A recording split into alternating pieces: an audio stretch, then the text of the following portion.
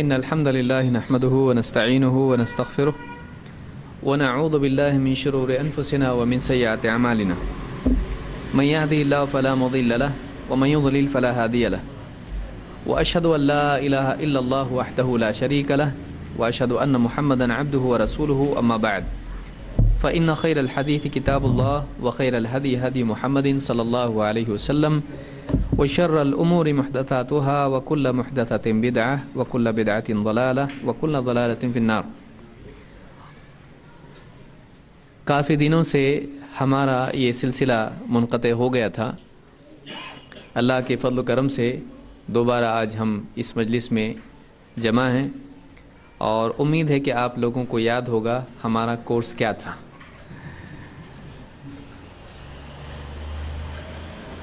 یہ اختلاف سے متعلق ہمارا کورس چل رہا ہے اور اس کے سمجھنے کے لیے آج ہم یہاں جمع ہوئے ہیں۔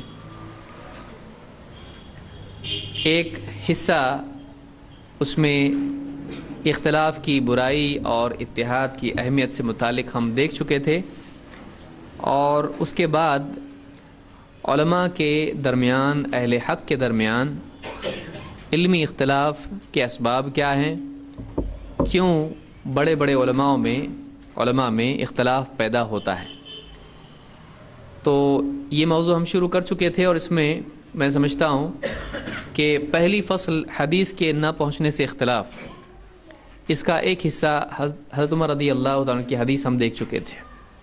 اس کے بعد آگے ہم کو اور بھی چیزیں دیکھنی ہیں، لیکن پھر بھی میں چونکہ ہمارا اس میں درمیان میں وقفہ بہت طویل ہوا ہے، اس لیے اعادہ اس کا کرتے ہوئے اختصاراً یہ بتا دوں کہ اہل حق میں بھی اختلاف ہو سکتا ہے، یہ ہم دیکھ چکے ہیں، اور اختلاف کی وجہ سے وہ گمراہ یا باطل نہیں ہو جاتے۔ دو عالموں میں کسی مسئلے میں تحقیق کے اعتبار سے فرق ہو سکتا ہے، کسی مسئلے میں کوئی بات ان تک پہنچی، حدیث ایک کے پاس پہنچی اور ایک کے پاس نہیں پہنچی، لہذا فیصلہ دینے میں، فتویٰ دینے میں، چونکہ عالم اس بات کا مکلف ہے کہ جتنا وہ جانتا ہے اس کے مطابق فیصلہ کرے، تو کبھی ایسا ہوتا ہے کہ ایک عالم کو اس وقت فیصلہ دینا ہی ہوتا ہے، تو جتنی معلومات اس کے پاس ہے اس میں غور و فکر کر کے، اجتہاد کر کے وہ پھر فتویٰ اور فیصلہ دیتا ہے۔ لہذا کسی کا فیصلہ اجتہاد پر مبنی ہوتا ہے، اور کسی کے پاس اس مسئلے میں بعینہ دلیل موجود ہوتی ہے، تو جس کے پاس دلیل تھی وہ اس دلیل کے اعتبار سے فتویٰ دیتا ہے، اور جس کے پاس اس مسئلے میں واضح دلیل نہیں تھی وہ دوسرے دلائل میں غور کر کے فیصلہ دیتا ہے۔ اس سے بھی اختلاف ہو جاتا ہے۔ کبھی ایسا ہوتا ہے کہ دلیل پہنچتی ہے لیکن ایک کے نزدیک وہ حدیث ضعیف ہوتی ہے اور ایک کے نزدیک وہ حدیث صحیح ہوتی ہے، لہٰذا وہ اس کو قبول نہیں کرتے ہیں، اور اس حدیث کے مطابق ایک عالم کا فیصلہ ہوتا ہے اور دوسرے کا فیصلہ نہیں ہوتا ہے۔ تو احادیث کی صحت اور ضعف میں اختلاف کی وجہ سے بھی علماء میں اختلاف ہوتا ہے۔ 3، حدیث کے سلسلے میں ایک ہی حدیث دونوں تک پہنچی، لیکن اس حدیث کو سمجھنے میں ایک کا ذہن یا فہم دوسری طرف چلا گیا اور دوسرے کا کہیں اور چلا گیا، ایک نے ایک معنی لیے، دوسرے نے دوسرے معنی لیے، اور اس طرح سے علماء میں معنی لینے کے اعتبار سے اختلاف ہو جاتا ہے۔ اس کی مثالیں آگے ہم دیکھیں گے۔ تو یہ بات ہم نے بنیادی طور پر دیکھی تھی، دلیل پہنچنے نہیں پہنچنے سے اختلاف، دلیل کے معتبر ہونے نہیں ہونے کا اختلاف، اور دلیل کے سمجھنے میں فرق کی وجہ سے اختلاف، اور اس کے علاوہ بھی اسباب ہیں، لیکن بنیادی سبب یہ ہے، بنیادی سبب یہ 3 ہیں۔ تو ایک حدیث ہم نے اس میں دیکھی تھی کہ عمر رضی اللہ تعالیٰ عنہ، یہ صفحہ نمبر 4 پر میں سمجھتا ہوں،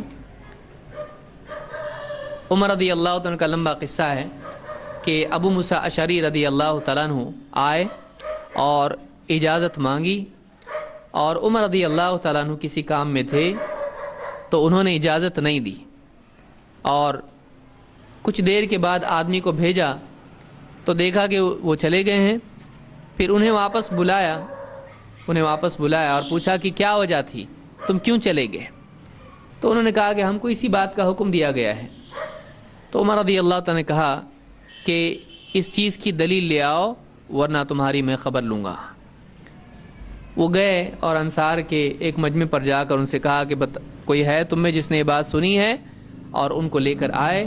ابو سعید خدری رضی اللہ تعالیٰ عنہ آئے اور انہوں نے حضرت عمر رضی اللہ تعالیٰ عنہ کے سامنے اس بات کی گواہی دی کہ ہاں یہی حکم ہے کہ آدمی بار جب آئے 3 مرتبہ اجازت چاہے, اگر جواب مل جائے تو ٹھیک, اور اگر جواب نہیں ملتا ہے تو واپس لوٹ جائے. عمر رضی اللہ تعالیٰ عنہ نے اس بات کے سننے کے بعد کہا کہ یہ حدیث ہم سے چھپی رہ گئی, بازاروں میں تجارت کرنے نے مجھ کو اس حدیث کے بارے میں لا علم رکھا, غافل کر دیا, اس کے سیکھنے سے محروم رکھا. تو یہ بخاری اور مسلم کی حدیث ہے. اس سے پہلے یہ بات معلوم ہوئی اور وہ غلط فہمی اس حدیث سے دور ہوتی ہے جس میں بہت سارے مقلدین مبتلا ہیں. وہ کیا غلط فہمی ہے؟ مطلب یہ سوال ہے, کیا غلط فہمی اس سلسلے میں ایک غلط فہمی دور ہوتی ہے. جو مقلدین حضرات جس غلط فہمی میں مبتلا ہیں وہ کیا غلط فہمی ہے اماموں کے بارے میں؟ بہت سارے لوگ کہتے ہیں, جب کوئی آدمی کہتا ہے کہ ہو سکتا ہے ان تک حدیث نہیں پہنچی ہو, تو کہتے اچھا وہ اتنے نزدیک تھے نبی صلی اللہ علیہ وسلم کے زمانے کے اور ان تک حدیث نہیں پہنچی, اور آپ اتنے دور ہیں اور آپ تک پہنچ رہی ہے. یعنی نزدیک والے تک نہیں پہنچ رہی ہے, دور والے تک پہنچ رہی ہے. ایسا ہو سکتا ہے کیا؟ ہو سکتا ہے؟ نہیں ہو سکتا ہے نا؟ ہو سکتا ہے, کیونکہ کوئی قریبی ہے اور اس نے وہ حدیث نہیں سنا, ایسا ہو سکتا ہے, اور کسی دوسرے ذریعے سے وہ حدیث دور والے تک پہنچ جائے. اس میں کوئی یعنی ایسا نہیں ہوتا, ایسا نہیں ہے. آپ لوگوں کو بھی معلوم ہے کبھی کبھی ایسا فون آپ کو آتا ہوگا بمبئی سے, دلی سے, کہیں اور سے, بھئی آپ کے شہر میں کچھ ایسا ہوا ہے کیا؟ پھر آپ چیک کرتے, ہاں ایسا ہوا, میں نے معلوم کیا, اب ایسا معلوم پڑا. تو آپ پونا میں رہ کے بھی آپ کو چیز معلوم نہیں تھی, لیکن باہر سے کسی نے نیوز پہ دیکھا, کچھ اس کو معلوم پڑا, کسی نے فون کر کے بتایا, اس آدمی نے آپ کو فون کر کے پوچھا, پھر آپ نے چیک کیا تو معلوم پڑا اچھا ایسا پونا میں ہوا ہے. تو ایسا ہو سکتا ہے. اور کیا ایک عالم کو اگر ایک حدیث معلوم نہیں ہے تو کیا اس سے وہ عالم نہیں ہوتا ہے؟ عالم ہونے سے وہ محروم ہو جاتا ہے؟ نہیں, عالم کو بھی حدیث معلوم نہیں ہو سکتی ہے. بلکہ یہاں پر کون سی شخصیت ہے؟ عمر رضی اللہ تعالیٰ عنہ, جن کے بارے میں اللہ کے نبی صلی اللہ علیہ وسلم نے کہا تھا کہ اللہ تعالیٰ نے عمر کی زبان اور دل پر حق کو جاری کیا ہے. تو ایسی بڑی شخصیت سے بھی حق بات کبھی چھپی رہ سکتی ہے. اس سے نہ ان کی شان میں کوئی کمی آتی ہے, نہ ان سے کوئی بدگمانی ہم کو رکھنا چاہیے کہ انہوں نے بازار میں اپنا وقت ضائع کر دیا, نعوذ باللہ. بلکہ یہ انہوں نے تواضع کے طور پر کہا, کیونکہ ایک حدیث بھی ان سے چھپی رہ گئی تو انہوں نے اپنے آپ کو مجرم قرار دیا اس کا کہ یہ میری غلطی ہے کہ میں تجارت کی وجہ سے اس حدیث سے محروم ہو گیا. تو اس حدیث سے بات معلوم ہوتی ہے کہ بڑی سے بڑی شخصیت تک بھی جو نبی صلی اللہ علیہ وسلم سے قریب ہو اور بہت قریب ہو, ایسی شخصیت سے بھی کوئی چھوٹی معمولی بات جو عام لوگوں کو معلوم ہے وہ بھی مخفی رہ سکتی ہے, چھپی رہ سکتی ہے. تو اس وجہ سے علماء میں بعض اوقات اختلاف ہوتا ہے. یہ جو حدیث ہم نے دیکھی وہ اس بات کے سمجھنے کے لیے دیکھی کہ بڑی سے بڑی شخصیت, بڑے سے بڑے امام, بڑے سے بڑے عالم, بلکہ خلیفہ راشد عمر بن خطاب رضی اللہ تعالیٰ جیسی شخصیت سے بھی کوئی بات چھپی رہ سکتی ہے. تو کیا پھر ان کے بعد جو اللہ کے نبی صلی اللہ علیہ وسلم کی وفات کے 70 سال بعد پیدا ہونے والے امام ابو حنیفہ, اور ان کے بھی کئی سالوں بعد پیدا ہونے والے امام شافعی جو تقریباً 150 سال بعد پیدا ہوئے نبی صلی اللہ علیہ وسلم کے, 150 ہجری میں یعنی 140 سال بعد پیدا ہو رہے ہیں وفات کے بعد نبی صلی اللہ علیہ وسلم کے. تو کیا ان لوگوں سے حدیث کوئی چھپی رہ سکتی ہے کہ نہیں رہ سکتی ہے؟ رہ سکتی ہے. تو پہلا ہمارا جو دعویٰ ہے یا پہلی جو بات ہم سمجھنے کی کوشش کر رہے ہیں وہ یہ کہ کسی بڑے سے بڑے عالم سے بھی کوئی حدیث کوئی دلیل چھپی رہ سکتی ہے. نہ صرف یہ کہ حدیث چھپی رہ سکتی ہے بلکہ کبھی ایسا ہوتا ہے کہ کسی مسئلے میں حدیث ان کے پاس ہوتی ہے، کسی عالم کے پاس حدیث ہوتی ہے، لیکن اس حدیث کے منسوخ ہونے کا علم اس سے چھپا رہتا ہے. ناسخ اور منسوخ کس کو کہتے ہیں؟ کون بتائے گا؟ معلوم ہے ناسخ منسوخ؟ معلوم ہے لیکن کیا ہے نہیں معلوم. یہ سنیں الفاظ، ناسخ اور منسوخ کس کو کہتے ہیں؟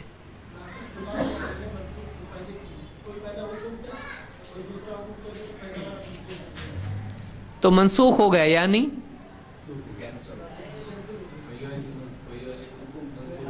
پہلی چیز منسوخ ہو گئی، اس کو منسوخ کہتے ہیں، اور جس نے ناسخ کیا اس کو ناسخ کہتے ہیں. تو پھر ناسخ اور منسوخ کیا ہے؟ جیسا ہمارے بھائی نے بتایا، اور وضاحت کون کرے گا اس کی؟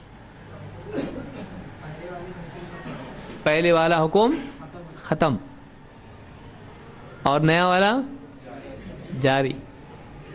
دیکھیے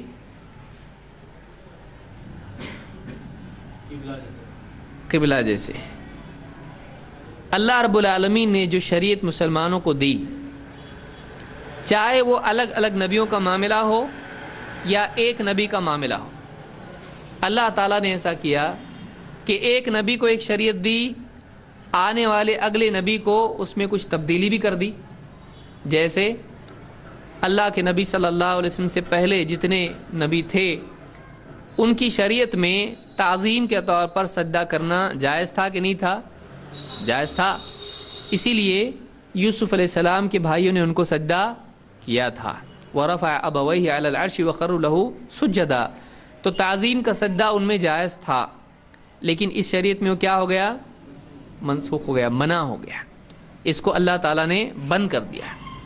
یا پچھلی شریعتوں میں یہ چیز تھی کہ کوئی شخص خاموشی کا روزہ رکھنا چاہے تو رکھ سکتا تھا کہ نہیں؟ معلوم ہی نہیں. ہاں رکھ سکتا تھا. جیسے مریم نے کہا تھا، حضرت مریم نے کہا تھا انی نذرت للرحمن صوما فلن اکلم اليوم انسیا. آج میں نے رحمان کے نام کی نذر کی ہے، لہٰذا آج بطور روزہ میں کسی سے بھی بات نہیں کروں گی. تو بات نہیں کرنے کا بھی روزہ ان کے ہاں تھا، لیکن کیا اس شریعت میں ہے؟ نہیں. چپی کا روزہ، خاموشی کا روزہ، تو وہ روزہ نہیں ہے. اسلام میں یہ روزہ نہیں ہے. اگر کوئی رکھتا ہے تو یہ بدعت ہے، جائز نہیں ہوگا، گناہ گار ہوگا وہ کہ میں خاموشی کا روزہ رکھ رہا ہوں، جائز نہیں ہے. اسی طرح سے پچھلی شریعتوں میں یہ تھا کہ جو جنگ کا مال، جو مال غنیمت ہوتا ہے، یہ مال استعمال نہیں کیا جا سکتا تھا، بلکہ جب جنگ ختم ہو جاتی تھی تو دشمن جو چھوڑ کے بھاگتا ہے، تلواریں یہ وہ ساری چیزیں، اس کو سب کو جمع کیا جاتا تھا اور آسمان سے ایک آگ آتی تھی اور اس کو جلا دیتی تھی.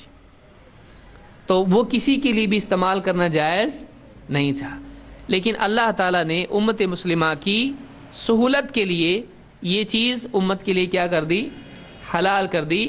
اور جو جنگ کا مال غنیمت ہوتا ہے وہ مسلمانوں میں حاکم تقسیم کرتا ہے.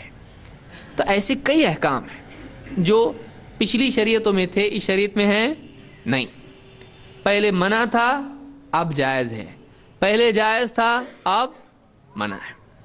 نہ صرف پچھلی شریعتوں کے مقابلے میں اس شریعت میں تبدیلیاں آئیں، بلکہ اس شریعت میں بھی مختلف مراحل میں احکام تبدیل ہوتے گئے. یعنی ایک چیز پہلے جائز تھی، بعد میں منع ہوگی. ایسا ہوا ہے. مثال کے طور پر کوئی مثال دے سکتے ہیں؟ شراب.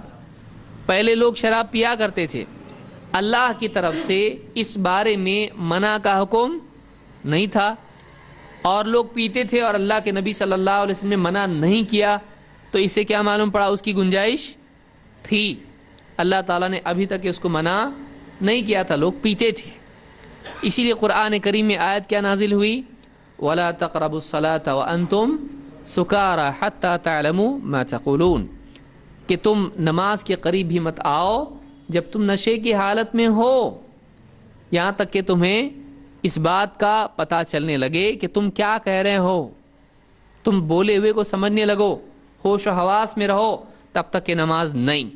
تو گویا کہ اس میں گنجائش تھی. ٹھیک ہے, پینا منع نہیں ہے, لیکن پیا ہوا آدمی نماز کے قریب بھی نہ آئے. لیکن بعد میں اللہ تعالیٰ نے کیا کر دیا, اس کو منع کر دیا. تو کچھ چیزیں جائز تھیں وہ منع ہو گئی, جیسے نماز میں بات کرنا شروع میں جائز تھا, سلام کا جواب دینا جائز تھا, لیکن بعد میں اللہ تعالیٰ نے اس کو کیا کر دیا, منع کر دیا. وقوموا للہ قانتین, تو اللہ تعالیٰ نے کلام کرنا منع کر دیا. صحابی کہتے ہیں فَأُمِرْنَا بِالسُّكُوتِ وَنُهِينَا عَنِ الْكَلَامِ, ہم کو خاموشی کا حکم دے دیا گیا, سکوت کا حکم دے دیا گیا, اور کلام سے منع کر دیا گیا. تو اس شریعت میں بھی تبدیلیاں آئیں. یہاں پر ایک بات ناسخ منسوخ کے بارے میں آپ یہ بھی یاد رکھیں, جو اکثر لوگوں کو شاید معلوم نہ ہو, کہ ناسخ منسوخ میں ایسا لازم نہیں ہے کہ پچھلا کینسل. ناسخ منسوخ میں یہ ضروری نہیں ہے کہ پچھلا ٹوٹلی کینسل ہو جائے, بلکہ ناسخ منسوخ میں ایسا بھی ہوتا ہے کہ پچھلے میں کچھ قید بڑھا دی جائے یا کچھ تبدیلی کر دی جائے. تو قید بھی کیا ہوتی ہے, نسخ ہوتی ہے. کوئی قید یا کوئی سہولت وہ بھی ناسخ منسوخ میں ہو سکتا ہے. اس کی ایک مثال دیتا ہوں, کوئی ہے کسی کے ذہن میں مثال اس کی؟ پورا ٹوٹل کینسل نہیں, لیکن کچھ قید اس میں بڑھنا یا گھٹنا یا کچھ چینج ہونا, تبدیلی بھی نسخ ہوتی ہے, قید بھی نسخ ہوتی ہے. عام کا خاص ہونا, خاص کا عام ہونا, یہ بھی چیز ہو سکتی ہے نسخ میں. کوئی مثال ذہن میں ہے؟ نماز کی رکعت کیا ہوئی, بڑھ گئی, ظہر اثر کی بڑھ گئی. کیسے؟ حضرت عائشہ کی روایت ہے کہ سفر اور حضر میں نماز کتنی تھی, 2 تھی, لیکن بعد میں کیا کر دیا گیا, سفر کی باقی رکھی گئی, اور حضر میں کیا کیا گیا, اس کو 4. تو کبھی اصل حکم باقی رہتا ہے, لیکن اس میں کچھ تبدیلی, کچھ اضافہ یا کمی ہو سکتی ہے. یا مثال کے طور پر آپ دیکھیں, جب رمضان نہیں تھا تو عاشورہ کا روزہ کیا تھا, فرض تھا. اسی لیے آپ نے اعلان کرنے کے لیے آدمی بھی بھیجا کہ جو آدمی صبح سے روزے سے تھا وہ اپنا روزہ جاری رکھے, اور جو روزہ نہیں تھا اب بچے ہوئے دن میں روزہ رکھے. تو عاشورہ کا روزے کا کیا دیا نبی صلی اللہ علیہ وسلم نے, حکم دیا, اور حکم دیا تو وہ پورا کرنا کیا ہے, لازم ہے. تو عاشورہ کا روزہ, حضرت عائشہ کی روایت ہے کہ رمضان سے پہلے کیا تھا, وہ فرض تھا, لیکن جب رمضان آیا تو عاشورہ کا روزہ ختم ہو گیا یا باقی ہے. تو پھر کیا مطلب, منسوخ ہوا کہ نہیں ہوا؟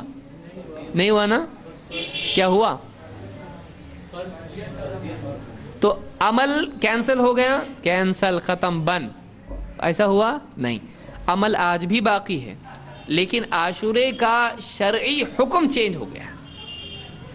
پہلے روزہ تھا, آج ہے کہ نہیں؟ آج بھی ہے, پہلے بھی تھا, لیکن پہلے وہ کیا تھا, فرض تھا, لیکن اب کیا ہو گیا, نفل یا مستحب آپ اس کو کہیں گے. وہ کیا ہو گیا, آج مستحب. کوئی نہیں کیا تو گناہ گار ہوگا نہیں, اور کوئی کیا تو ثواب ملے گا, ملے گا نا, ہاں ملے گا اس کو. جیسا سوال ویسا جواب دیتی پبلک. ثواب ملے گا نہیں ملے گا, ملے گا. تو عاشورہ کا شرعی حکم تبدیل ہوا, عمل کینسل ہو گیا نہیں. تو ایک چیز یہ بھی معلوم ہوئی کہ شریعت میں کسی بھی قسم کی تبدیلی نسخ ہوتی ہے. کبھی عمل ختم ہو جاتا ہے, کبھی حلال حرام ہو جاتا ہے, کبھی حرام حلال ہو جاتا ہے. اب کوئی آدمی کہے گا حرام حرام ہے نا، وہ کیسے حلال ہو سکتا ہے؟ تو اس کا جواب آپ کے پاس کیا ہے؟ ایک چیز حرام ہے، وہ حلال کیسا ہو سکتی؟ حرام تو برا ہوتا ہے نا، حرام برا ہوتا ہے کہ نہیں ہوتا ہے؟ وہ حلال ہو سکتا ہے؟ نہیں نا؟ ہاں، تو یہ منسوخ ہوا یا سہولت ہے؟ تو منسوخ کیا ہوا؟ ایک چیز حرام تھی وہ حلال ہو گئی، تو کیا یعنی حرام برا ہوتا ہے کہ نہیں ہوتا ہے؟ بہت سارے لوگ سوچ رہے کیا ہو رہا کیا معلوم۔ ایک چیز حرام ہے وہ بری ہے کہ نہیں؟ کیا وہ چیز اچھی ہوتی ہے؟ ہو سکتی ہے، کیسے؟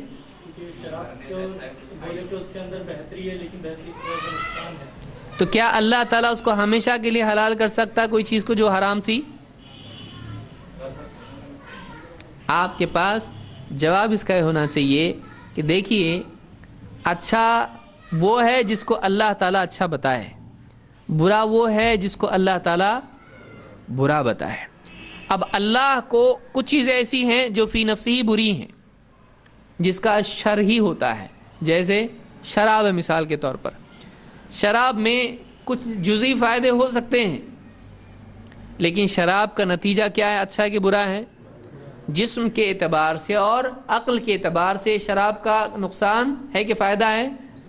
نقصان ہے، اس سے سماج میں برائی ہی آتی ہے۔ زنا اچھا ہے کہ برا ہے؟ کبھی کبھی اچھا ہو جاتا، ایسا ہے نہیں ہے، وہ برا فی نفسی ہی برا ہے، وہ فی نفسی ہی برا ہے۔ تو جو چیز اللہ تعالی حرام کر دے، اللہ کو حق ہے کہ ایک چیز جائز ہے اس کو کیا کر دے؟ کھانا کھانا کیا ہے؟ جائز ہے نا؟ اور روزے میں کھانا کھانا کیا ہے؟ اور افطار میں کیا کرتے؟ پھر افطار میں کیا کرتے ہیں؟ کھاتے ہیں۔ تو کھانا کھانا برا ہے کہ اچھا ہے؟ روزے کی حالت میں پوچھ رہا ہوں میں۔ آج میں پہلے بتاؤ کون سا پوچھ رہے آپ؟ اور کھانا اچھا ہے کہ برا ہے؟ افطار کے وقت اچھا ہے۔ اگر افطار نہیں کرتا آدمی تو یہ اچھا ہے کہ برا ہے؟ کیونکہ حدیث میں کیا ہے؟ یہ امت خیر پر رہے گی جب تک کہ افطار میں جلدی کرے۔ تو کوئی آدمی افطار میں جلدی نہیں کر رہا تو اچھا ہے کہ برا ہے؟ اور روزے کے وقت سے پہلے کھا رہا ہے تو کھانا اچھا ہے کہ برا ہے؟ برا ہے نا؟ ابھی جا کے کوئی کھانے والا نہیں دکھتا۔ دیکھیے یہی بات یاد رکھنا ضروری ہے، خیر اور شر کے فیصلے میں اکثر انسان غلطی کرتا ہے۔ کیا خیر ہے کیا شر ہے طے کون کرے گا؟ اللہ کو حق ہے، ایک چیز اچھی دکھائی دے رہی ہے، کتنا اچھا ہے یہ، اللہ کا مت کرو، تو چیز ہمارے لیے کیا ہے؟ بری ہے۔ کیوں؟ اللہ نے جو منع کر دیا برا ہے۔ اگر وہ برا ہے کب تک برا ہے؟ اللہ نے جب تک کہ اس کو منع کیا ہے، پھر اللہ اس کو اجازت دے تو اب کیا ہے؟ وہ سمجھ میں آئی بات؟ کہ اللہ جس چیز سے منع کر دے اس کا کرنا برا ہے، اور اللہ تعالیٰ جس چیز کی اجازت دے دے وہ اچھا ہے، وہ برا نہیں ہے۔ لہٰذا آپ دیکھیں گے کہ آدم علیہ السلام کی اولاد میں نکاح کا سسٹم ہوا کہ نہیں ہوا؟ ہوا۔ ان کی اولاد ہے، آپس میں رشتہ ہے، لیکن اللہ نے انہی کا نکاح گنجائش رکھی۔ لیکن بعد میں آج کوئی اپنے محرم سے نکاح کر سکتا ہے؟ نہیں۔ تو اللہ نے جب کسی چیز کو حلال کر دیا وہ کیا ہے؟ حلال ہے۔ جب اس کو اللہ حرام کر دے وہ کیا ہے؟ حرام ہے۔ تو یہی اسلام ہے، جو اللہ منع کرے وہ منع، وہ برا، اور جو اللہ کہے کہ ٹھیک ہے کرو وہ کیا ہے؟ جائز ہے۔ اسی لیے جیسے ہی اذان ہو جاتی ہے جمعہ کی، اب تجارت کیا ہو گئی؟ حرام ہو گئی۔ اب ایسا تجارت کرنے والا کیا ہے؟ برا ہے۔ تجارت کرنے والا آدمی غلطی کر رہا ہے۔ لیکن جیسے ہی نماز ہو گئی، فَإِذَا قُضِيَتِ الصَّلَاةُ فَانتَشِرُوا فِي الْأَرْضِ وَابْتَغُوا مِن فَضْلِ اللَّهِ، کہ جیسی نماز ختم ہو جائے زمین میں پھیل جاؤ اور اللہ کا فضل تلاش کرو۔ اب تجارت کیا ہو گئی؟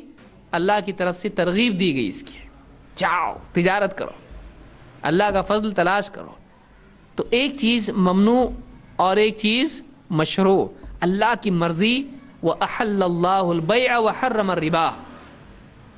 اللہ تعالیٰ نے تجارت کو حلال کر دیا اور ربا کو، سود کو حرام کر دیا. تو حلت و حرمت کا اختیار کس کو ہے؟ اس لیے اللہ نے کیا فرمایا؟ وَأَحَلَّ اللَّهُ الْبَيْعَ وَحَرَّمَ الرِّبَا. اللہ نے تجارت کو حلال کیا. معلوم ہوا کہ حلال کرنے والا کون ہے؟ اور حرام کیا سود کو کس نے؟ اللہ نے. تو چیزیں حلال و حرام ہوتی ہیں اللہ کے حلال و حرام کرنے سے. کوئی آدمی نہیں کہہ سکتا مجھ کو یہ بہت برا لگتا ہے اس لیے میرے لیے حرام، مجھ کو کتنا اچھا لگتا ہے اس لیے میرے لیے حلال. کوئی کر سکتا ہے؟ حلت و حرمت کا اختیار سوائے اللہ کے کسی کو نہیں ہے. یہی وجہ ہے کہ جب یہود نے یہ اختیار، نصارہ نے یہ اختیار اپنے عالموں کو دیا تو اللہ تعالیٰ نے کیا فرمایا؟ انہوں نے اپنے عالموں کو اور اپنے بڑوں کو، زاہدوں کو اللہ کے سوا اپنا کیا بنا لیا؟ معلوم ہوا کہ حلت و حرمت توحید کا مسئلہ ہے کہ نہیں؟ یہ توحید کا مسئلہ ہے. اسی لیے اللہ کے سوا یہ اختیار اگر آدمی کسی اور کو دے دے تو یہ کیا کر لیا؟ اس نے شرک کیا. تو بہرحال ہم اس میں زیادہ دور نکل جائیں گے. یہاں سمجھنے کی بات یہ ہے کہ ناسخ اور منسوخ شریعت میں ہے. اس شریعت میں بھی ہوا کہ نہیں ہوا؟ ما ننسخ من آیت او ننسیها نأتی بخیر منها او مثلها. اللہ نے کیا فرمایا؟ ہم کوئی آیت، ما ننسخ من آیت او ننسیها، ہم جو بھی آیت منسوخ کر دیتے ہیں یا اس کو بھلا دیتے ہیں تو ہم اسی کی طرح یا اس سے بہتر کوئی اور آیت لے آتے ہیں. تو اللہ کی طرف سے قرآن کے سلسلے میں، اس شریعت کے سلسلے میں ایسا ہوا کہ اللہ نے ایک حکم بدل کے دوسرا حکم دے دیا. کیا یہ پرابلم ہے؟ کوئی آدمی کہہ سکتا ہے کہ یہ تو مسئلہ ہو گیا کہ اللہ کیوں چینج کرتا ہے، کہ پہلا غلط تھا تو پھر چینج کیوں کیا؟ اس کو چینج کس کو کرنے کی ضرورت پڑتی ہے؟ جو صحیح نہیں تھا. ہے کہ نہیں؟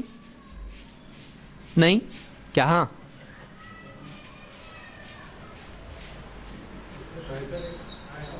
یعنی پہلا اچھا نہیں تھا تو پہلا بہتر کیوں نہیں دیا؟ اس موقع کے حساب سے تھا. مطلب اس موقع کے حساب سے تھا. یعنی اگر یہ کہا جائے کہ اس سے بہتر ہے تو پہلے کیوں نہیں دیا پھر اس کو؟ گمبھیر مسئلہ ہے بہت. یہاں آپ اس سے پہلے ایک دوسرا مسئلہ اپنی زندگی میں آپ سمجھیں. آپ ڈاکٹر صاحب کے پاس گئے اور آپ کو کوئی مرض ہے یا آپ کی کوئی کنڈیشن ہے. اب ڈاکٹر آپ کو ایک دوائی دیتا ہے، کہتا ہے 1 ہفتے کا ایک کورس ہے آپ کا، کھائیے اس کو. پھر آپ نے 1 ہفتے کا کورس کیا پورا، اس کے بعد گئے. اب ڈاکٹر بولتا ہے پچھلی نیلی گولی بند کر دو، اب یہ لال گولی شروع کرو. آپ لے کے آئے، آپ نے 1 ہفتہ بھر کھایا، ایک دم ٹھیک ٹھاک ہو گئے. اب آپ کے گھر میں کسی اور کو بھی وہی پرابلم ہو گیا. آپ بولے پہلی نیلی گولی کیوں کھانے کا، لال گولی کھاؤ ٹھیک ہو جاؤ. ڈاکٹر کے پاس جانے کی کیا ضرورت ہے؟ پہلے وہ کھایا میں نے، کچھ بھی نہیں ہوا. ہاں جب لال گولی دیا ڈاکٹر نے، سب ایک دم کمال پیدا ہو گیا. اب ڈائریکٹ یہ صحیح ہوگا؟ یہ نہیں. کیوں؟ اس لیے کہ ڈاکٹر نے جو دوائی چینج کی اس کی وجہ یہ نہیں تھی کہ پہلی غلط تھی اور دوسری صحیح تھی. ڈاکٹر نے اس سچویشن میں اس کے لیے وہی دوا مناسب تھی، اس کو پہلے سٹیج میں ویسا اس نے دیا. اب جب اس کے اندر اور تبدیلی، جسم میں کیپیسٹی پیدا ہو گئی، اب دوسری دوا دے دی، اب اس کی ضرورت ہے اس کو. تو صحابہ کے لیے بھی اللہ تعالیٰ نے اس معاشرے کو تبدیل کیا کیونکہ وہ پہلا معاشرہ تھا. اس کے ذریعے سے دین کو مستحکم کرنا تھا، اسٹیبلش کرنا تھا. لہٰذا اس کی اصلاح کے لیے، اس کی تقویت کے لیے، اس کو بنانے کے لیے مرحلوں میں اللہ تعالیٰ نے اس سماج کی تشکیل کی. پھر بعد میں جب دین اسٹیبلش ہو گیا تو اب دین ہمیشہ کے لیے کیا ہو گیا؟ مستحکم ہو گیا. لیکن ان کے لیے، اس سماج کے لیے، دین کو غالب کرنے کے لیے، اس پورے سماج کو بنانے کے لیے اللہ تعالیٰ نے رفتہ رفتہ تدریجاً ان کی اصلاح کی۔ اچانک اگر کچھ بتا دیا جاتا تو نہیں ہوتا، اس لیے کہ انسان کے اندر ایک دم سے چینج قبول کرنے کی کیپیسٹی نہیں ہے۔ آپ ایک دم کوئی برتن آپ ایک دم ٹھنڈے پانی میں دھونے کے بعد کپ میں آپ چائے ڈالو، گرم، کیا ہو جاتا ہے؟ تڑک جاتا ہے۔ تو سڈن چینج سوسائٹی بھی ایکسیپٹ نہیں کرتی ہے، لہٰذا بہت سارے احکام میں اللہ تعالیٰ نے یہ اصول دیا کہ اللہ کا قاعدہ تدریج کا ہے۔ اس کو کیا کہتے ہیں؟ تدریج یا تدرج آپ اس کو کہتے ہیں، درجہ بدرجہ۔ یہی حکمت اللہ کے نبی صلی اللہ علیہ وسلم نے دعوت کے سلسلے میں بھی استعمال کی ہے۔ جیسے نماز نازل ہو چکی تھی، زکوٰۃ نازل ہو چکی تھی، لیکن اس کے باوجود اللہ کے نبی صلی اللہ علیہ وسلم نے معاذ ابن جبل رضی اللہ تعالیٰ عنہ کو جب یمن بھیجا تو کیا کہا؟ تم ایک ایسی قوم کے پاس جا رہے ہو جو اہل کتاب ہیں، یہودی اور نصرانی، وہاں پر نصرانی تھے یمن میں۔ تو سب سے پہلی چیز جس کی طرف تم ان کو بلاؤ گے وہ کیا ہے؟ لا الہ الا اللہ محمد رسول اللہ کی گواہی۔ جب وہ اس کو مان لیں تو انہیں بتاؤ کہ دن رات میں 5 نمازیں ہیں جو ان کو ادا کرنی پڑیں گی۔ کب بتاؤ یہ؟ اس کے بعد لیول 1، سٹیج 1، سٹیج 2۔ جب وہ اس کو مان لیں تو بتانا کہ تمہارے اوپر تمہارے مالوں میں زکوٰۃ ہے جو تمہارے مالداروں سے لے کر تمہارے فقراء، غریبوں کو، محتاجوں کو دی جائے گی۔ تو یہ بھی کیا ہوا؟ Step by step. یہ بہت بڑی حکمت ہے جو دعوت میں بھی استعمال کی جا سکتی ہے۔ یہ نہیں کہ آپ بولیں پی شراب، تھوڑے دن کے بعد تجھ کو ایک نیا حکم بتاؤں گا۔ آپ کر سکتے ہیں ایسا؟ آپ اپنے ہاتھ میں نہیں لے سکتے حلال و حرام کو، لیکن آپ دین پیش کرنے میں کچھ بتایا نہیں آپ نے۔ یہ نہیں کہ آج 1 مہینے کے لیے حلال، شراب پی، سود بھی کھا، تھوڑے دن کے بعد تیار ہے میں ایک نیا حکم لانے والا ہوں، تو آپ کے پاس یہ اختیار نہیں ہے۔ لیکن آپ جب کسی کو دعوت دے رہے ہو تو آپ کیا پورا اتنی بڑی انسائکلوپیڈیا دین کی لا کے اس کو دے دیں گے پورا عمل کر؟ ایسا کریں گے آپ اس کو؟ نہیں۔ جب آپ اس کو دین پیش کرو گے تو سب سے زیادہ اہم اس کے لیے کیا ہے، پھر اس کے بعد کیا ہے، پھر اس کے بعد کیا ہے، اس کی کیپیسٹی کیا ہے۔ پیش کرنے میں آپ اس کو ویسے پیش کرو گے جیسے اس کی کیپیسٹی ہے۔ یہ دین کے سلسلے میں حکمت ہے۔ تو ناسخ منسوخ یہ اللہ کی طرف سے حکمت تھی صحابہ کے معاشرے کو بنانے کے لیے۔ آج ہم اس کو کر سکتے ہیں؟ آج ہم اپنے حساب سے حلال و حرام کر سکتے ہیں؟ نہیں۔ اب دین کیا ہو گیا ہے؟ کامل۔ اب چینجز ہم نہیں کر سکتے، البتہ ہم یہ کر سکتے ہیں کہ دین پیش کرنے میں تدریج کا قاعدہ یاد رکھیں، سٹیپ بائی سٹیپ کسی کے سامنے پیش کریں، اس کے بعد اس کے لیے ایک کے بعد دوسرے مرحلے میں آدمی جا کے اس کو دین قبول کرنا آسان ہو جاتا ہے۔ بہرحال ایک آدمی مثال کے طور پر شراب پیتا ہے، جوا کھیلتا ہے، اب آپ پہلے دن جا کے بولو اسلام قبول کرو گے تو تم کو شراب چھوڑنی پڑے گی، اب اس کا دل شراب میں کھویا ہوا ہے، اب وہ کہے گا اچھا یعنی اسلام قبول کی تو شراب چھوڑنی پڑے گی، نہیں چاہیے اسلام، ہوگا کہ نہیں ہوگا؟ ہوگا۔ لیکن آپ نے یہ حکم اس کو نہیں بتایا، آپ چپ ہیں، پی رہا، ابھی کچھ نہیں بولنے گا اس کو۔ اب اس کو ہم بتا رہے ہیں دیکھو ایک اللہ ہے، اللہ کے سوا کوئی عبادت کے لائق نہیں، کائنات اللہ نے بنایا وغیرہ وغیرہ سب اس کو سمجھایا، اور دیکھو محمد صلی اللہ علیہ وسلم اللہ کے رسول ہیں، اللہ نے آپ کو ایسا دین دے کے بھیجا، ساری زندگی میں خیر آتی ہے۔ شراب پی رہا ہو آپ، اس پہ کیا ہے، ایک دم کچھ بول رہے نہیں، اب اس کو حلال بھی نہیں بول رہے، اس کو حرام بھی نہیں بول رہے، لیکن آپ نے اس کو دین کی طرف کھینچا، اب دین میں آ گیا، اب آ کے پوچھا اسلام میں شراب حرام ہے کیا؟ آپ بولے ہاں شراب حرام ہے اسلام میں، اس لیے کہ شراب کیا ہے، بری چیز ہے۔ آپ نے موقع دیکھ کر اس کو سمجھایا تو اس میں ماننے کا مزاج بھی آ گیا۔ لیکن آپ ایک دن میں دیکھو اسلام قبول کیے نا، شراب چھوڑنی پڑے گی، سود بند کرنا پڑے گا، تمہارے جو بزنس ہے حلال نہیں، جاب بھی چھوڑنا پڑے گا، सब लिस्ट आपने उसको दे दी हलाल और हराम की, एक नया आदमी है। वो ऐसे ही जैसे बच्चे को हम बोल रहे हैं स्कूल जाएंगे ना, बहुत होमवर्क रहेगा वहाँ पे, इतना बड़ा बैग जो तुम्हारे वजन से ज्यादा उठा के लाना पड़ेगा, और सजा भी मिलेगी वहाँ पे गलती करने पर, और वहाँ से बेंच पे बैठना पड़ेगा, खेल भी नहीं सकते उस टाइम पे, और बहुत पढ़ना पड़ेगा, और कुछ भी हो सकता है, और एग्जाम भी होंगे उसके अंदर, और फेल हो गए तो उसी साल बच्चे बदले, टीचर वही और तू भी वही। बच्चा जाएगा स्कूल को?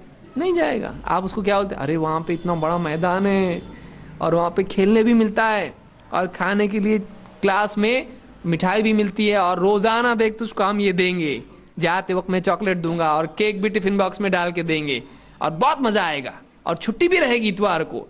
ऐसा बना के पेश करते ना उसको, और वो जो डेंजर चीजें बताते उसको, सजा मिलेगी, ऐसा होगा, एग्जाम आएंगे, नहीं बताते उसको।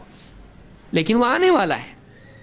जब बच्चा स्कूल जाता है धीरे धीरे सब सामने आना उसके शुरू होता है, और बोलता है जब फंस गया अभी तो फिर करना पड़ेगा यहाँ पे। जब आ गए हैं, जब दिल जम गया उसका, तो फिर सारी चीजें करना आसान होता है। निकाह से पहले सारा बताते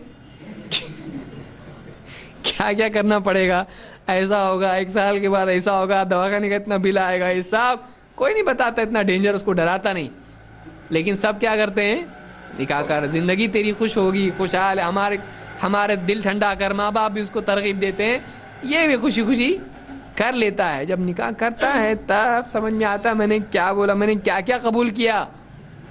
मैंने सिर्फ बीवी कबूल नहीं किया है, बीवी के साथ सारी जिम्मेदारियां जिंदगी भर के लिए कबूल किया है, उसकी डांट डपट भी कबूल, सारा कबूल कर लिया। तो ये हिकमत है किसकी, तदरीज की, या ये हिकमत है नस्ख की, कि अल्लाह की तरफ से ऐसा हुआ। कुछ चीज़ें ऐसी थी, शराब पे खामोशी रही, कुछ अल्लाह ने बताया नहीं उस बारे में, उनको चलने दिया वैसी। बाद में अल्लाह ने उस पर हुक्म नाजिल किया जब उनके अंदर मजबूती आ गई। अब उनके अंदर ये हो गया इस्लाम के लिए हम कुछ भी छोड़ सकते हैं। शुरू में वैसा नहीं था, लेकिन एक वक्त के बाद जब दीन दिलों में रच बस गया, खून में दीनी फिक्र दौड़ने लगी, तो उस वक्त में अल्लाह ने फिर उसके बाद एक के बाद एक कई हलाल हराम के फैसले सुना दिए। मक्का में बहुत कम हुआ, मदीना में अहकाम एक के बाद बारिश आती चली गई, ये हलाल ये हराम, ऐसा वैसा करना पड़ेगा, ऐसा नहीं करना। अल्लाह की तरफ से अहकाम मदीना में आए, मक्का में बहुत कम आए मक्का में भी, लेकिन बहुत कम, मोटे अहकाम आए।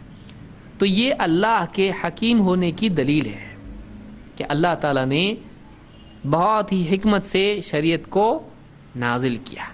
इसीलिए आप देखेंगे बहुत सारे मुल्कों में बहुत जल्दी करने की वजह से भी हुकूमतें छीन ली गई। हुआ कि नहीं हुआ ऐसा? कुछ गवर्नमेंट्स में, हाल ही में जो गवर्नमेंट्स इस्लामी हुकूमतें वहाँ पे आई, उन्होंने क्या किया, एक के पीछे एक हुक्म शरीयत की निफाज करने शुरू कर दिए, बहुत तेज़ी से किया। वहाँ की पब्लिक ने देखी क्या कर रही है, तो पब्लिक की चूँकि कैपेसिटी नहीं बनी थी, उसने शियों से इससे उससे तालमेल करके हुकूमत का पलटा ही क्या कर दिया, मामला ही पलट दिया। चाहे आप अफ़गानिस्तान को देखें, चाहे दूसरे मुल्कों को देखिए, पाकिस्तान में भी वहाँ के किसी साहब ने ऐलान कर दिया, शरीफ भाई ने, तो उन्होंने कहा कि हम इस्लामी हुकूमत का निफाज, शरीयत नाफिज करेंगे। करने वाले थे नहीं करने वाले थे वो बात की बात है, ऐलान किया उन्होंने इस तरह से। पब्लिक ने बोले नहीं चाहिए हमको, टीवी हराम हो जाएगा, ये हराम हो जाएगा, अरे हम कैसा करेंगे, पर्दा आ जाएगा, लाजिम हो जाएगा, नहीं जमेगा हम लोगों को। तो उन्होंने उनकी छुट्टी कर दी।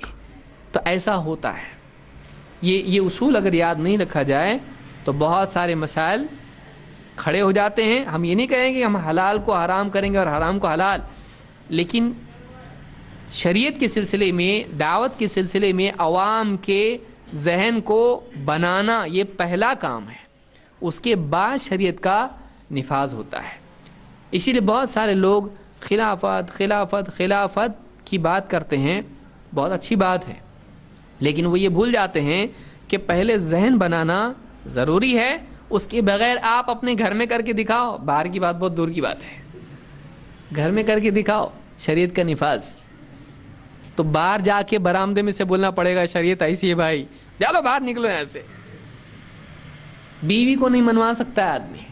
اگر اس کا ذہن دینی ہے تو ہی نفاذ گھر میں ہوگا. آپ پورے گاؤں میں کر رہے, پورے ملک میں آپ کرنا چاہ رہے, اور عالم, آپ کا عالم دیکھو, گھر کا عالم دیکھو آپ.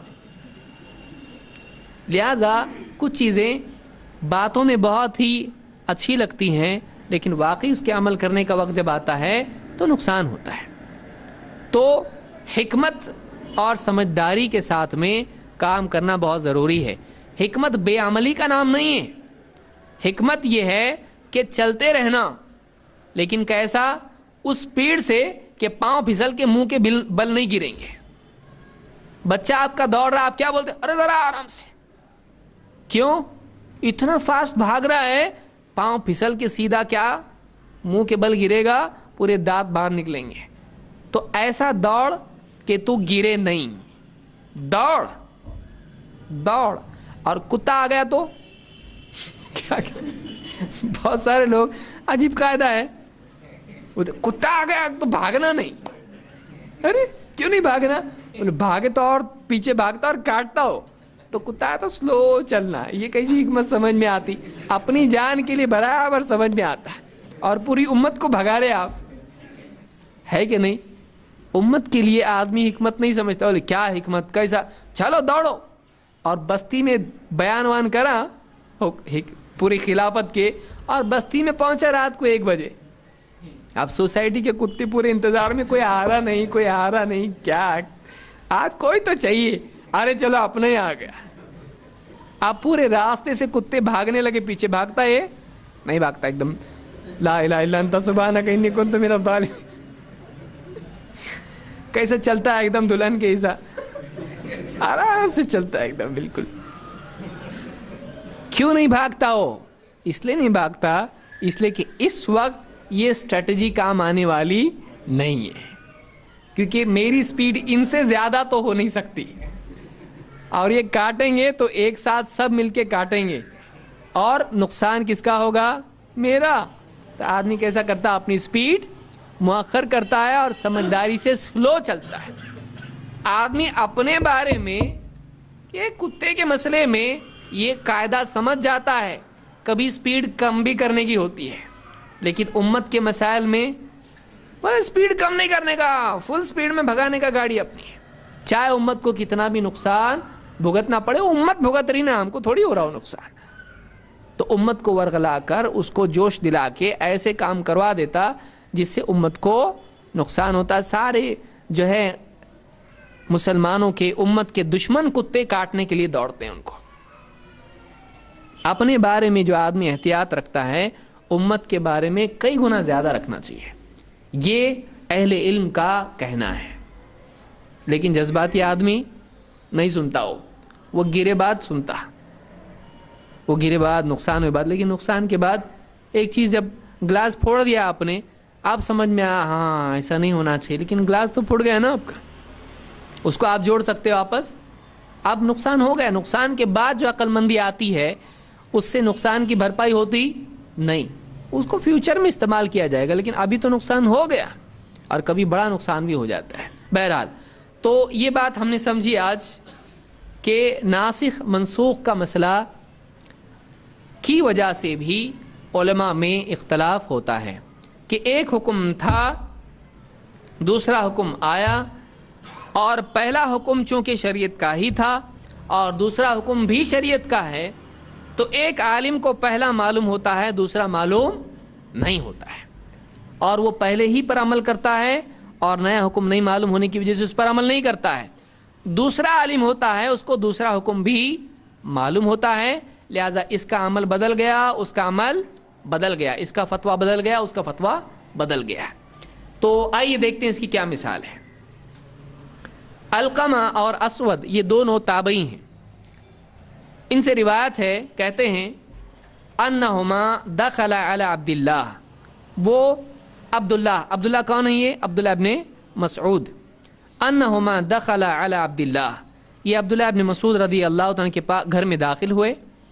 فقال اصلی من خلفکم، انہوں نے ان سے پوچھا کہ جہاں سے تم آئے ہو تو ان لوگوں کی نماز ہو گئی، کیونکہ اس زمانے میں تو کوئی ٹائم ٹیبل اور گھڑی کا معاملہ نہیں تھا. تو ان سے پوچھا نماز ہو گئی؟ قال نعم، تو انہوں نے کہا کہ ہاں ہو گئی. فقام بینہما، تو یہ کھڑے ہوئے دونوں کے درمیان. وجعل احدہما عن یمینہ والآخر عن شمالہ، ایک کو دائیں طرف لیا اور ایک کو بائیں طرف کھڑا کیا. ثم رکعنا، اور نماز پڑھی. ثم رکعنا، اور پھر ہم نے رکوع کیا.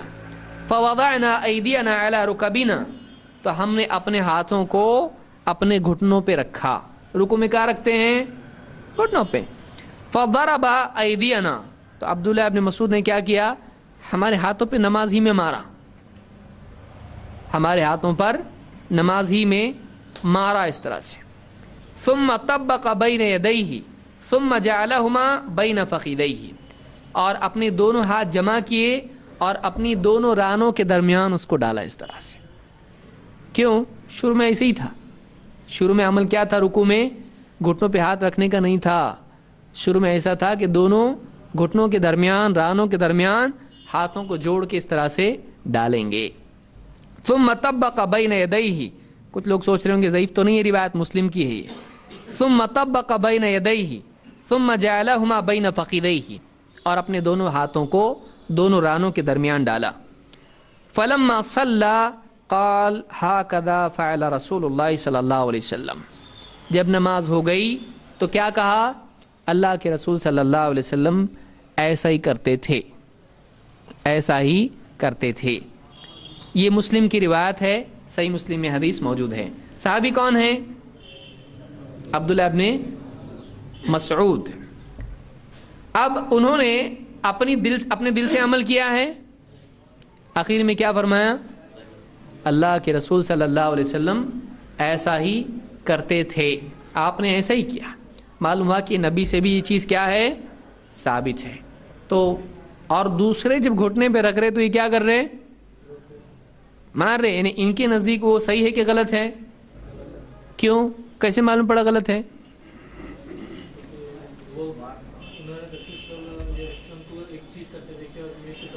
ٹھیک ہے، تو یہ جو کر رہے ہیں گھٹنے پہ ہاتھ رکھ رہے، ان کے نزدیک صحیح تھا یا غلط؟ صحیح تھا، اسی لیے مار رہے تھے.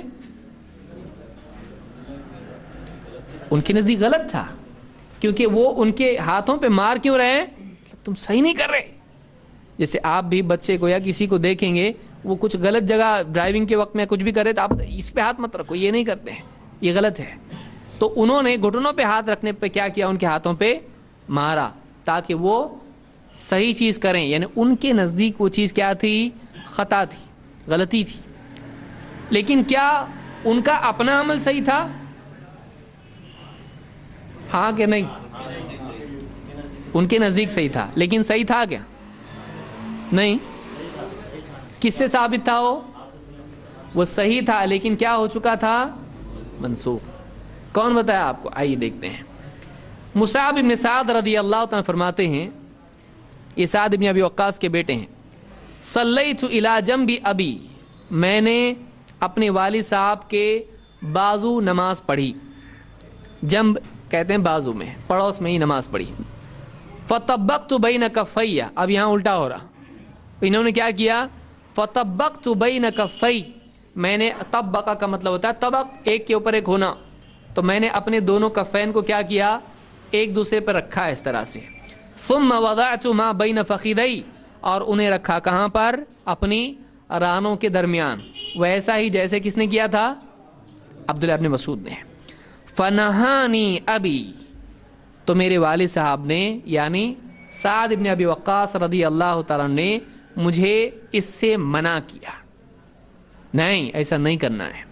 وقال کننا نفعلہ فنہینا عنہ، ہم ایسا کرتے تھے لیکن ہمیں اس سے منع کر دیا گیا. وامرنا ان نضع ایدینا علی الرکب، اور ہمیں اس بات کا حکم دیا گیا کہ ہم اپنے ہاتھوں کو کہاں رکھیں؟ گھٹنوں پر. اس کو امام البخاری اور مسلم دونوں نے روایت کیا ہے. تو پچھلی بھی کہاں ہے؟ مسلم میں, اور یہ بھی کہاں ہے؟ بخاری اور مسلم میں. دونوں بھی صحیح ہے کہ ضعیف ہے کوئی ایک؟ دونوں بھی صحیح ہے. تو ان دو حدیثوں کو جمع کرنے سے بات کیا سامنے آئی؟ ایک چیز پہلے تھی, وہ کیا تھی؟ اس کو کیا کہتے ہیں؟ نہیں, اس مسئلے کو ناسخ منسوخ کا معاملہ کہیں گے. وہ جو عمل کرتے تھے اس کو کیا کہتے ہیں؟ تطبیق. اس کو کیا کہتے ہیں؟ اس کو یاد رکھیے, اس کو کہتے ہیں تطبیق. طبقہ سے ہے یہ. تو اس عمل کو دونوں ہاتھ جوڑ کے اس طرح سے رانوں کے درمیان رکھنے کو کیا کہتے ہیں؟ تطبیق. عبداللہ ابن مسعود رضی اللہ تعالیٰ عنہ تطبیق کرتے تھے, اور جو گھٹنے پہ ہاتھ رکھے اس کو منع کرتے تھے. لیکن اس میں اصل مسئلہ کیا ہے؟ تطبیق پہلے تھا یا نہیں تھا؟ تھا, کیونکہ انہوں نے کہا میں نے نبی صلی اللہ علیہ وسلم کو ایسے کرتے دیکھا ہے, یعنی سب کرتے تھے ایسا. لیکن بعد میں وہ کیا ہو گیا؟ اس سے منع کر دیا گیا, اور حکم کیا دیا گیا؟ ہاتھوں کو کہاں رکھیں؟ تو علقمہ اور اسود جو کر رہے تھے وہ صحیح تھا کہ غلط تھا؟ صحیح تھا. تو ان دو روایتوں سے بات معلوم ہوئی کہ ان کے منع کرنے کی وجہ کیا تھی. ایک عالم اس سے منع کر رہا ہے, دوسرا عالم نہ صرف منع کر رہا ہے, مار رہا ہاتھ پہ. کہاں رکھتا ہے؟ ہاتھ گھٹنے پہ رکھتا ہے. کہاں رکھنا چاہیے؟ رانوں کے درمیان. تو یہ اس سے منع کر رہے ہیں, وہ اس سے منع کر رہے ہیں. ایسا ہو سکتا ہے؟ دونوں میں کون صحابی اور کون نہیں ہے؟ دونوں بھی صحابی ہیں, لیکن دونوں میں سے کس کی بات صحیح ہے؟ تو کوئی حنفی بھائی یا شافعی بھائی اگر یہ کہے صحابی سے کیسا غلطی ہو سکتی ہے, تو آپ بتائیں, ایک صحابی دوسرے صحابی کے عمل سے منع کر رہے ہیں, یہ صحابی ان کے عمل سے منع کر رہے ہیں, تو دونوں بھی منع ہیں یا دونوں بھی جائز ہیں؟ دو میں سے ایک ہی صحیح ہے نا. اور دونوں میں فیصلہ کس کی بات سے ہوگا؟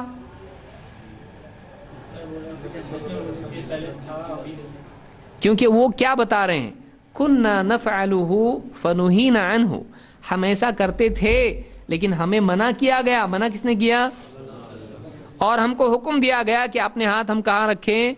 گھٹنوں پہ رکھیں. تو یہ کس کی طرف سے حکم آتا تھا صحابہ کو؟ اللہ کے نبی صلی اللہ علیہ وسلم سے. تو اب فیصلہ کس کا آ گیا اس میں؟ اللہ کے نبی صلی اللہ علیہ وسلم کا. تو ہم کو عبداللہ ابن مسعود کی فضیلت اتنی زیادہ ہے, ان کی بات ماننا چاہیے کہ نہیں اس مسئلے میں؟ نہیں, اتنے بڑے صحابی ہوں, نبی سے بڑے ہیں. تو یہ ہمارا موقف ہے, یہ ہمارا اصول ہے کہ دونوں صحابی ہیں, دونوں کا احترام اپنی جگہ پر, لیکن دونوں میں جب اختلاف ہوگا تو ہم کیا کریں گے؟ دیکھیں گے کہ اس اختلاف میں دو میں سے کس کی بات نبی صلی اللہ علیہ وسلم کی بات کے مطابق ہے. تو جس کی بات آپ صلی اللہ علیہ وسلم کے مطابق ہے اس بات کو ہم لیں گے. تو اس مسئلے میں دونوں میں سے کس کی بات نبی صلی اللہ علیہ وسلم کے مطابق ہے؟ سعد ابن ابی وقاص رضی اللہ تعالیٰ عنہ کی. آپ سوچئے, عبداللہ ابن مسعود جیسے صحابی ہیں, لیکن ان کو یہ مسئلہ نہیں معلوم کہ تطبیق منسوخ ہو چکی ہے. تو کبھی حدیث ہی معلوم نہیں ہوتی ہے, اور کبھی ایسا بھی ہوتا ہے کہ عالم کو اس معاملے میں نسخ کا پتہ نہیں ہوتا ہے کہ یہ منسوخ ہو چکا ہے, لہذا وہ اسی پچھلے عمل پر باقی رہتا ہے اور نیا عمل اس کے سامنے نہیں ہوتا ہے. تو اب ان دونوں میں کیا ہو گیا؟ اختلاف.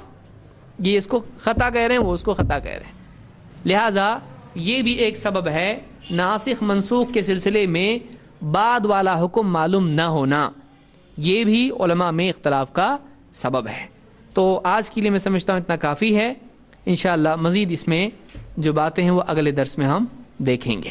اقول قولی ھذا واستغفر اللہ لی ولکم.